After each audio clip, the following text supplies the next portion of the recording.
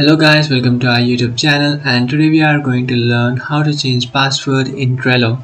So let's get started. So if you want to change password in your Trello account, what you can do is just open up your Trello application. After opening up your Trello application, now you can just tap on the profile icon, which is on the top right corner of your screen.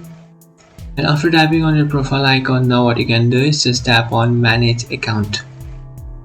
And by tapping on manage account, what you have to do is just head over to your security, which is the third option in the top of your screen. So just tap on security, and now in order to change your account, you just have to enter the current password that you know and then enter the new password.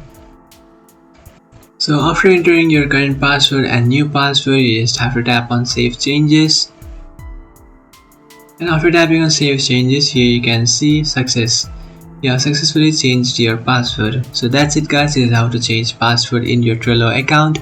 If you find this video helpful, don't forget to like and subscribe to our channel. If you have any doubts, feel free to comment below.